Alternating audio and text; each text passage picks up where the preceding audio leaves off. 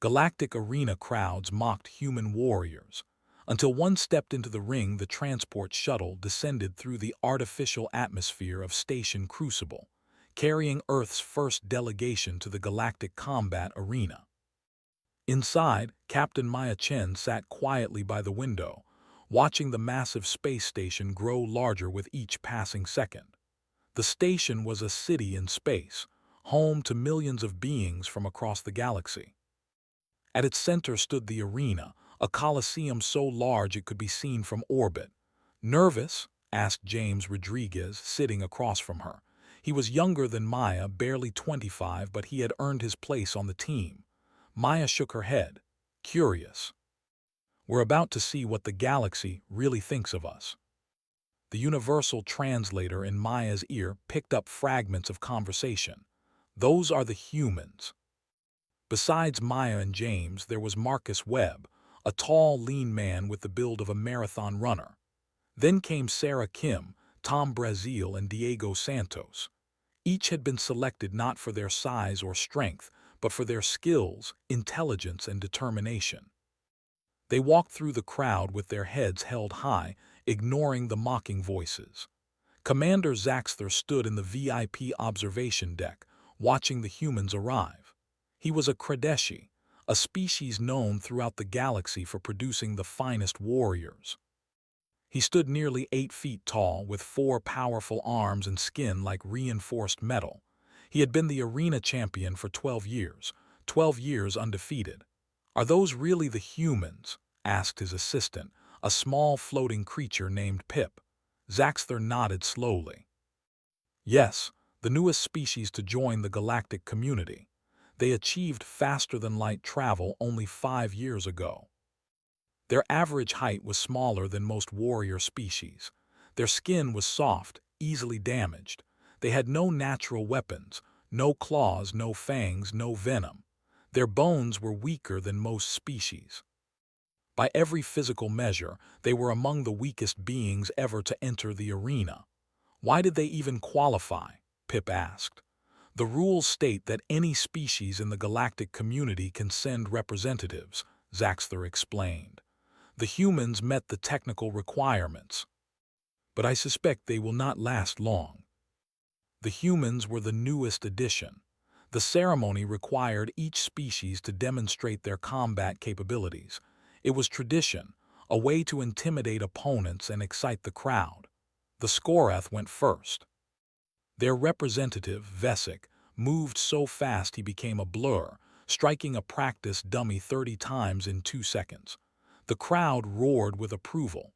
The Thoraxians demonstrated next. Their fighter shifted her crystalline body from solid to liquid and back again, showing how she could avoid any attack by simply becoming water. The Korthak warrior showcased his species' famous armor, living metal that could repair itself and extend into blades and shields. One by one, each species demonstrated powers that seemed impossible. Beings who could breathe fire, warriors who could turn invisible, fighters with skin so tough that blades bounced off harmlessly. Then it was humanity's turn. Maya stepped forward into the center of the circle. The crowd quieted, curious to see what these weak-looking newcomers could do. She bowed respectfully to the crowd. Then she began to move. It was a martial arts form combining elements of karate, kung fu, and judo. Her movements were precise and controlled. She demonstrated strikes, blocks, throws, and defensive positions. It was technically perfect, showing years of training and discipline. When she finished and bowed again, there was silence. Then someone in the crowd laughed. The laughter spread like wildfire. Within seconds, thousands of aliens were laughing at the human demonstration. Some were pointing. Others were making gestures that the translator couldn't quite capture but that were clearly mocking. "That's it," someone shouted. "Just punching and kicking." Traditional demonstration from the human representative. "Thank you, Captain Chen. We knew this would happen." Comedians across the galaxy made jokes about Earth's warriors who fought with nothing but their tiny fists. The arena's official betting sites listed odds for each species. The Kredeshi, represented by champion Zaxthor, were listed at 2-1 favorites to win. The Scoreth were 5-1. The Thoraxians were 8-1.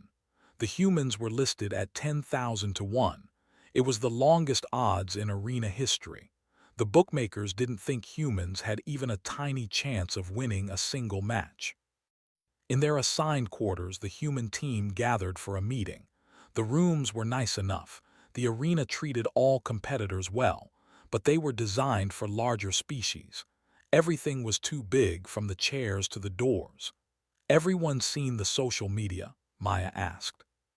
They all nodded. "Good," she said. "I want you all to see exactly what we're up against, not just physically but psychologically. The entire galaxy thinks we're a joke. We're going to show them something they've never seen before. We're going to show them what humans can really do." "Against who?" "Not great," Tom said quietly. "It's perfect," Maya corrected. "Because I've been studying them. The Scoreth are fast, faster than we could ever be. They're deadly. Their venom can paralyze most species in seconds, but they have a weakness." Maya pulled up biological data on the Scoreth.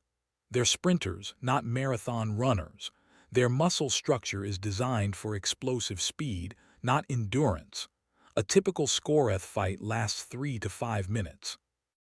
They've never had a fight go longer than 12 minutes in arena history." "But what if you don't let them?" "Take the damage, absorb it, keep moving, and when he finally tires." They would chase an animal for hours, for days, until it collapsed from exhaustion. That's in our DNA. That's what makes us special. They're faster, stronger, tougher, more dangerous. But none of them evolved the way we did. None of them have our endurance, our adaptability, our ability to keep going when everything says we should stop." "The mockery. We're going to teach them that appearance means nothing." Maya had been preparing for this for months, gathering data, analyzing every fight recorded in the arena's 300-year history. "Remember," she said as the meeting ended, "we're not here to fight like them. We're here to fight like us. Human style, human strategy, human determination." "Couldn't sleep either," he asked, handing her a cup. "Too much to think about," Maya admitted. They sat in comfortable silence for a moment. "Does the mockery bother you?" James finally asked. "All the laughing, the jokes, the memes. They've looked at us and decided we can't possibly be warriors because we don't look like their idea of what warriors should be. We're going to show them that being a warrior isn't about claws or armor or venom. It's about heart, determination, the refusal to give up. And the entire galaxy is going to watch, expecting him to lose in minutes. Instead, they're going to see what a human can really do." The morning of the first match arrived with artificial sunlight flooding through Station, Crucible's massive observation windows. Marcus Webb stood in the human team's preparation room, stretching his muscles slowly and deliberately. His heart was beating fast, but his mind was calm. He had prepared for this moment for months. "How are you feeling?" Maya asked, entering the room. "Ready," Marcus replied. "Nervous but ready." The atmosphere was electric with anticipation, not because anyone thought the match would be competitive, but because everyone wanted to see the humans humiliated. In the VIP section, Commander Zaxthor settled into his seat. Pip floated beside him, already munching on some kind of glowing snack. "Do you think the human will last 5 minutes?" Pip asked. "Against Vesic, possibly 3, Zaxthor said. "The Scoreth are the fastest species in the arena. The human won't be able to touch him." His eyes could track movement in multiple directions simultaneously, and his reflexes were so fast that he could catch projectiles fired from weapons. "The human opponent," his trainer said. "Do not underestimate. He is slow, weak. This will be over quickly. The crowd wants a show. Welcome, beings of the galaxy, to the opening match of this year's tournament." Her voice boomed through the arena. In the red corner, weighing 230 pounds, representing the newest member of our galactic community, Marcus Webb of Earth. Some aliens threw harmless light foam at him, a traditional way of showing disrespect to a fighter you thought would lose badly. Marcus ignored it all. He walked to his corner, his eyes focused on the ring ahead. He wore simple fighting clothes, lightweight pants, and a sleeveless shirt. No armor, no weapons, just him. And in the blue corner, Lumina continued, weighing 190 pounds, winner of 4 consecutive matches this season, with a perfect record of 37 wins and 0 losses, Vesic of Skorath. Vesic entered to thunderous applause, moving so fast he seemed to glide across the floor. He reached the ring in seconds and raised his arms in victory before the match had even started.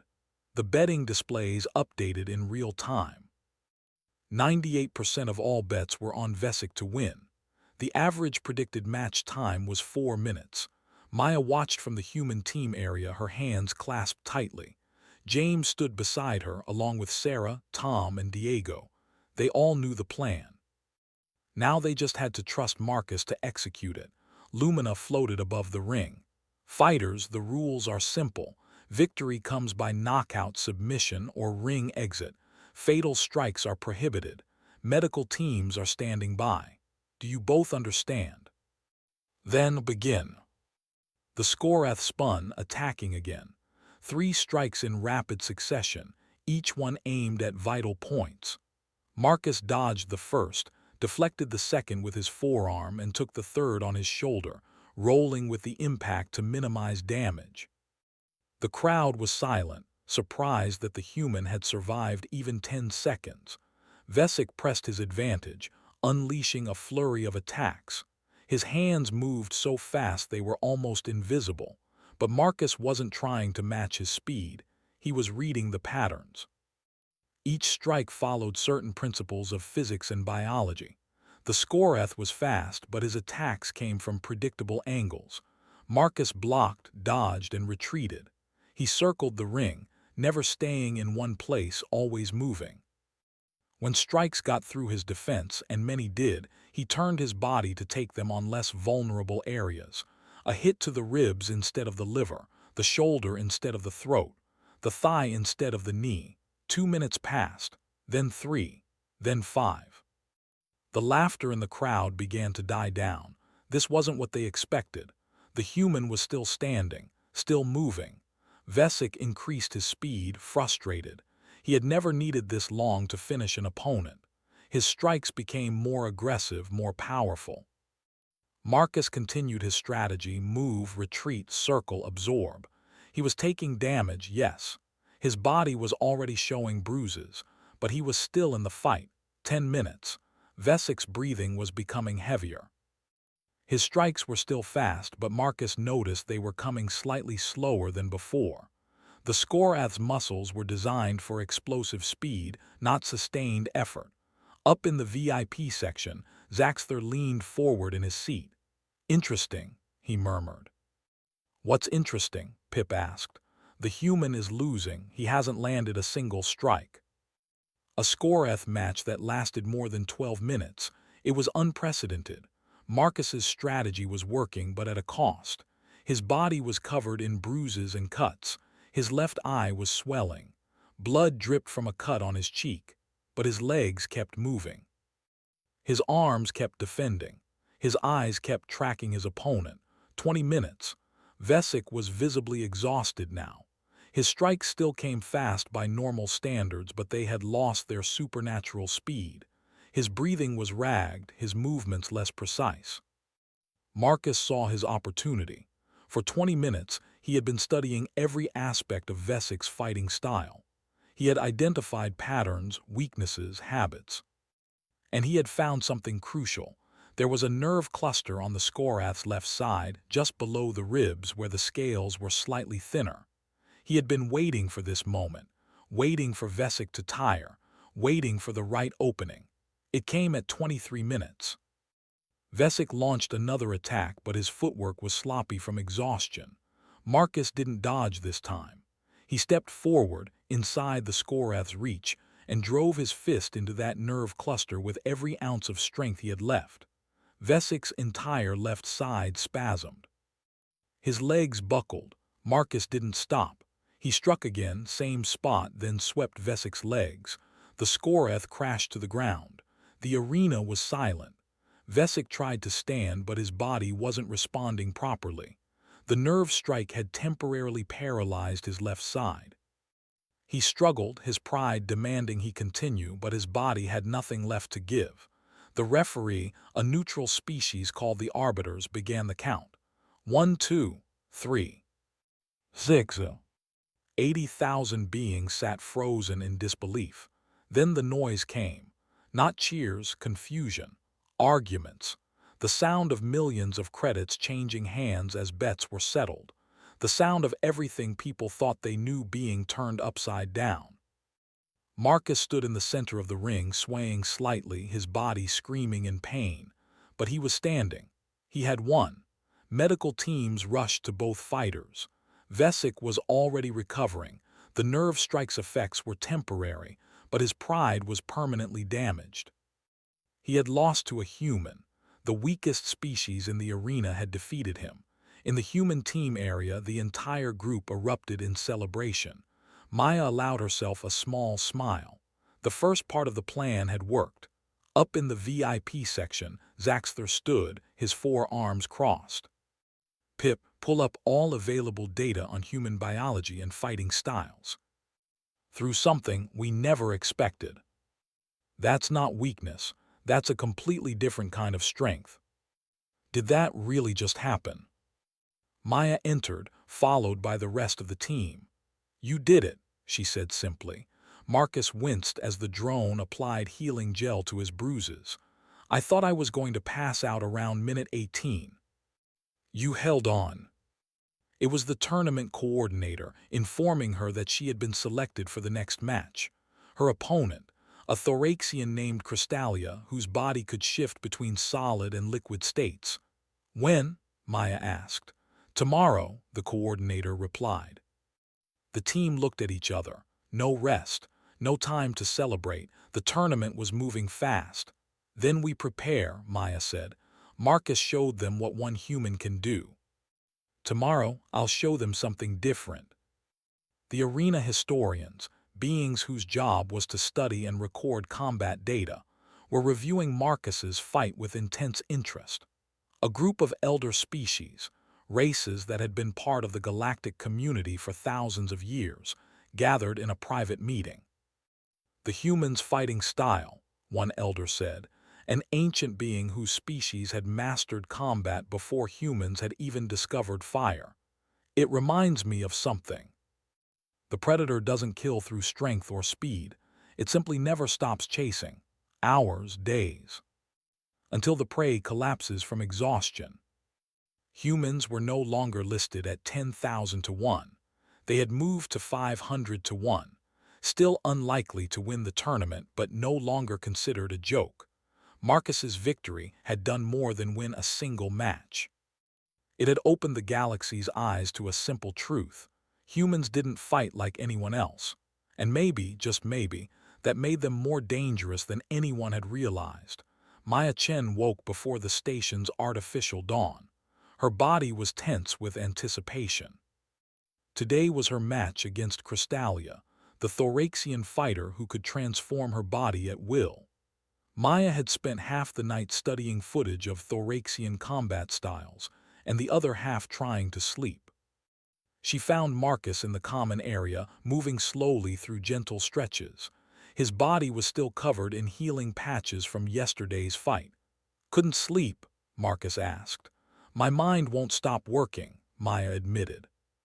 I keep running through scenarios. Everyone wanted to see if the human victory had been luck or skill.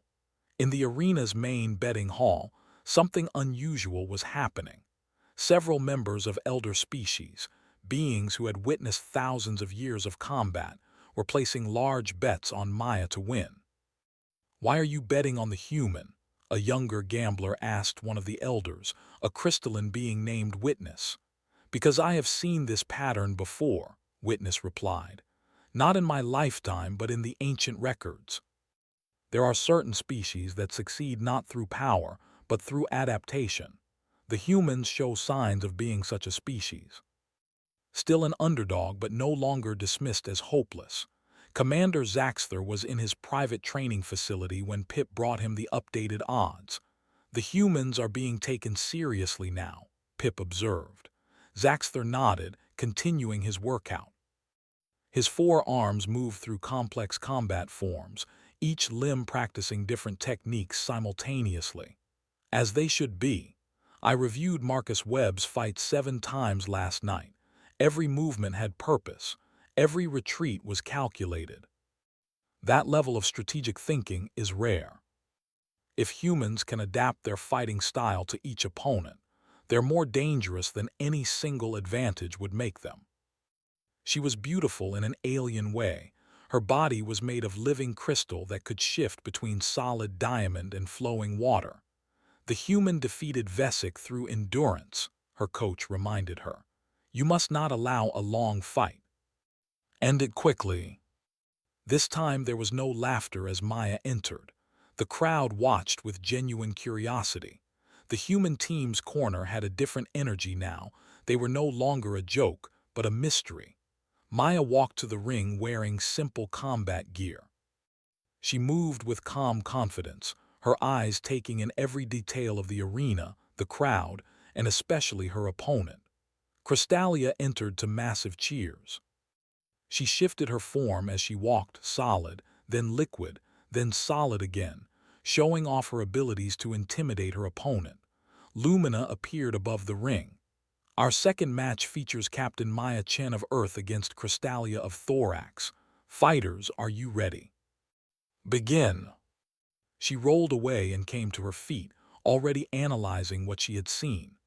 Crystalia attacked again, shifting forms mid-strike. Solid arm for power, then liquid to avoid Maya's counter, then solid again for another attack. It was a dizzying display of ability that had defeated dozens of opponents, but Maya wasn't trying to match Crystalia's shifting. Instead, she was watching, learning, timing. Each transformation took a fraction of a second.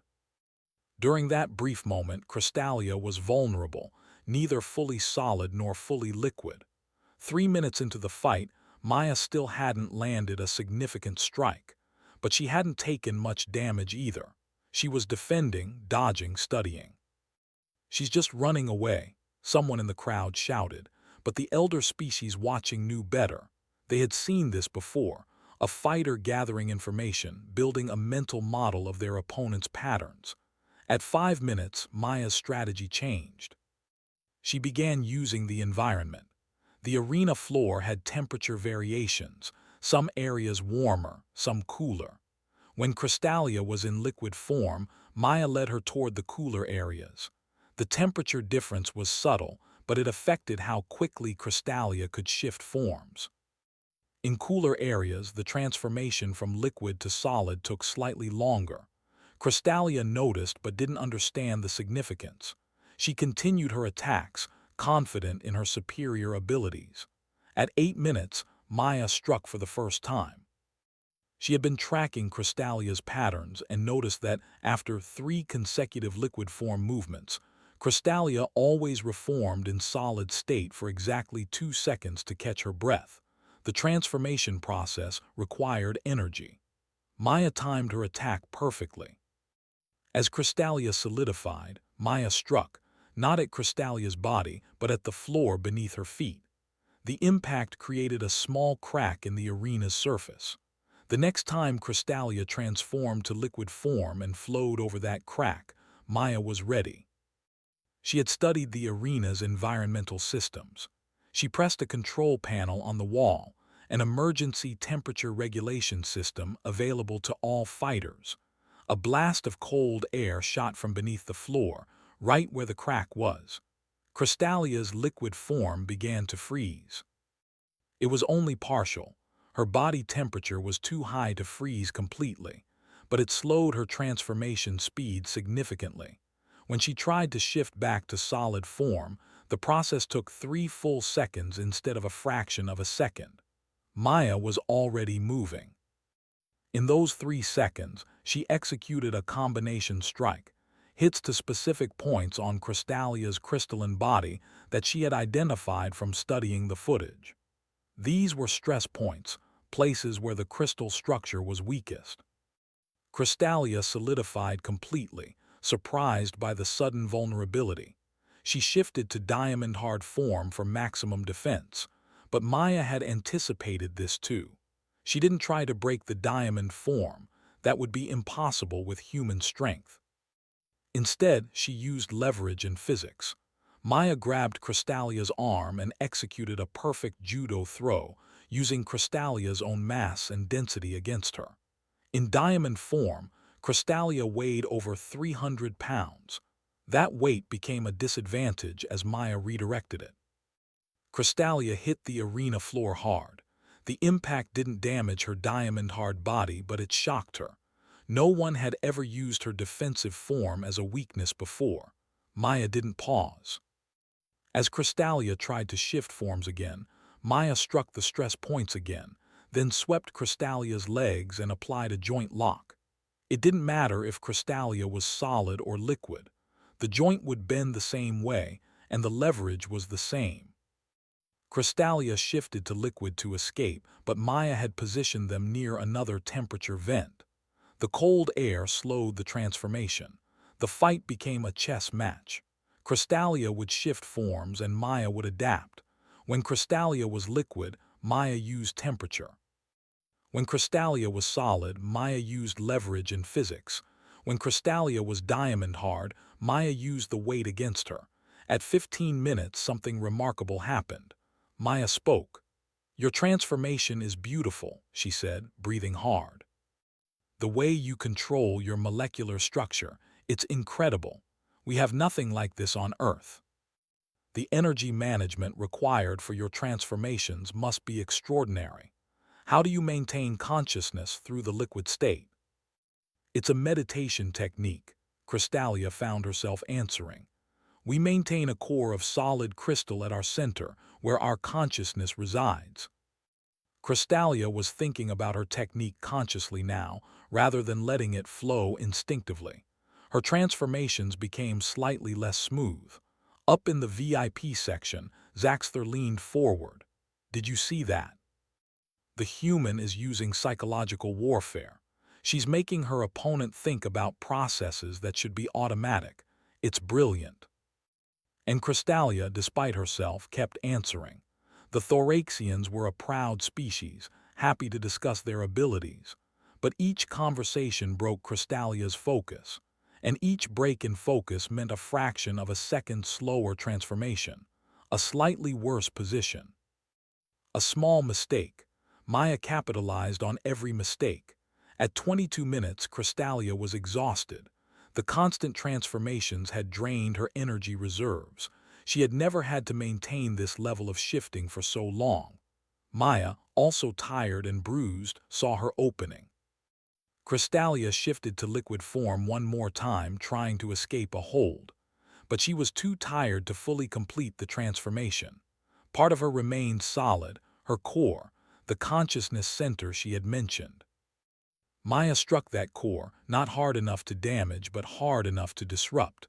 Crystalia's form destabilized, unable to maintain either solid or liquid state properly. She collapsed, her body flickering between forms uncontrollably. The referee called the match. Unable to maintain combat form, winner Maya Chen of Earth.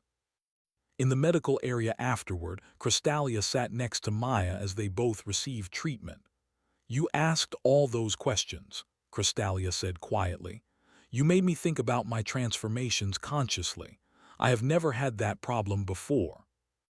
I'm sorry if it felt disrespectful, but I meant what I said. Your abilities are amazing. I really was learning. Humans are strange warriors. After the tournament, I would like to learn how you think about combat." The pattern was clear now. Humans adapted to each opponent specifically. The betting odds updated again. Humans moved to 50-1. The elder species began sharing their analysis on public forums. "Humans are persistence predators," one post read. "But they're also something else. They're persistence learners. They don't just outlast their opponents physically. They outlast them mentally, learning and adapting until they find a way to win. His strategy was different again. He repeatedly struck the same joint in Thurn's living metal armor, forcing the self-repair system to use all its resources. After an hour of constant, targeted damage, the armor failed from resource depletion. Thurn surrendered, his defense system completely exhausted. 3 matches, 3 human victories, 3 different strategies. Commander Zaxter watched all 3 fights back-to-back in his quarters that night. They're not just adaptable, he said to himself. They're strategically creative. Each fighter has a different approach, but all based on the same core principles: endurance, learning, adaptation, and patience. I need to prepare for an opponent who can become anything, he murmured. How do you fight someone who has no fixed form, no predictable strategy? For the first time in 12 years, I have opponents who might actually surprise me. The arena was packed beyond capacity. Every seat was filled, and millions more beings crowded into viewing halls across Station Crucible. The semi-final matches had arrived, and the entire galaxy was watching. 3 days had passed since the human team's first victories. In that time, Sarah had defeated a shadow-walking Velkari warrior, Tom had outlasted a telepathic mindweaver, and Diego had beaten a fire-breathing Pyrexian. The pattern was undeniable now. Humans were not flukes. They were real competitors. The galactic social networks had transformed completely. The mocking memes were gone, replaced by serious analysis, debate, and growing respect. Combat schools across the galaxy were studying human techniques. The phrase "fight like a human" had entered common language, meaning to adapt and overcome through strategy rather than raw power. Maya stood in the preparation room, stretching carefully. Her body carried bruises from her match against Crystalia, but the advanced medical treatments had healed most of the damage. Today's opponent would be her toughest yet, a Velkari named Shadowmeld who could become partially incorporeal, phasing through solid matter. "How are you feeling?" Marcus asked, entering the room. "Ready," Maya replied. "Nervous but ready, you." "They're strong, but they have a weakness. They fight in a rage state that makes them predictable." "No matter what happens today," Maya said, "we've already shown the galaxy what humans can do. We've changed how they see us. That's a victory in itself." In the VIP section, Commander Zaxter sat with unusual company. Several elder species representatives had asked to sit with him, wanting to discuss the human fighters. "What do you think of them, champion?" asked Witness, the ancient crystalline being. Zaxter considered carefully. "They're the most interesting opponents I've encountered in years. They fight with their minds as much as their bodies. Every match is a puzzle they solve in real time. And that excites me. I haven't been uncertain about a fight in 12 years. Our first match, Captain Maya Chen of Earth versus Shadowmeld of Velkar." Shadowmeld entered from the opposite side. He was tall and thin, his body seeming to flicker in and out of reality even as he walked. The Velkari could phase through solid objects, making them nearly impossible to hit. "Fighters ready?" Lumina asked. Both nodded. "Begin." The semi-corporeal fist grazed her leg, and she felt a strange, numbing sensation where it touched. "Interesting," she said aloud. "Your phased form can still make contact. So you're not fully incorporeal. You're selectively phasing different parts of your body. We're both intelligent beings. Fighting doesn't mean we can't communicate." When he solidified to strike, there was a brief moment of full physicality. "Your people's culture," Maya continued, dodging another phase attack. "I read that the Velkari value stealth and subtlety above all else. Your fighting style reflects your society's values. Understanding my opponent means understanding where they come from, how they think, what they value." The strike wasn't meant to hit, it was meant to measure the exact timing of his phasing. "Humans are strange," Shadowmeld said, attacking again. "You seek to understand your enemies. Why? And because understanding creates respect. I respect your abilities immensely. The Velkari fought best when flowing instinctively between phased and solid states. Conscious thought disrupted that flow, but Maya was doing something else too. She was observing patterns in when Shadowmeld chose to phase and when he stayed solid. There was a rhythm to it, based on his breathing and energy expenditure. At 10 minutes, Maya began timing her attacks to match his rhythm. When she predicted he would be solid, she struck. When she predicted he would phase, she didn't waste energy on useless attacks. Shadowmeld noticed, "You're predicting my movements." It's human nature to find patterns. Maybe that's our real strength. Instead of attacking Shadowmeld directly, she spoke about his culture, his people's philosophy, their beautiful shadow art traditions. She complimented his technique, asked questions about how phasing felt, discussed the metaphysics of existing between states. Shadowmeld found himself responding, engaging in conversation even as they fought. No opponent had ever treated combat as a dialogue before. "You fight with words as much as fists," Shadowmeld observed, slightly phased, circling. "Is that wrong?" Maya asked genuinely. "No," Shadowmeld said thoughtfully. "Just different. The Velkari believe combat is a form of communication. You seem to understand this instinctively." It became less about violence and more about exchange, a conversation conducted through movement, strike, defense, and actual words. They discussed philosophy while fighting. They debated the nature of conflict while attacking and defending. The crowd watched in stunned silence. They had never seen anything like this. At 25 minutes, both fighters were tired but smiling. The fight had become something neither expected, a genuine connection between warriors from different worlds. Finally, Shadowmeld made a mistake. Distracted by an interesting philosophical point Maya had raised, he solidified completely for 3 full seconds, forgetting to maintain his defensive phasing. Maya struck, a clean hit to the solar plexus that knocked the wind from Shadowmeld's lungs. He collapsed to one knee, unable to phase while gasping for breath. The referee began counting. 1, 2, 3. A fight that became a friendship. Maya helped Shadowmeld to his feet. "You were an amazing opponent. Would you teach me about phasing theory sometime?" "I think I was defeated more by your mind than your fists." She befriended him during the fight. They treat every fight as an opportunity to learn about another species. The Goranthi were infamous, massive warriors who entered a rage state called the Fury, where they became nearly unstoppable juggernauts of destruction. Krageth had never lost a match. He had never even been knocked down. Marcus entered the ring looking small next to the 9-foot-tall Goranthi. Krageth was covered in thick fur and muscle, his eyes already glowing red with the beginning of the fury. The match began. Krageth charged immediately, moving impossibly fast for something so large. His massive fist crashed into the spot where Marcus had been standing a split second before. Marcus used the same strategy that had worked against Vesic: retreat, endure, outlast. But Krageth was different from the Skorath.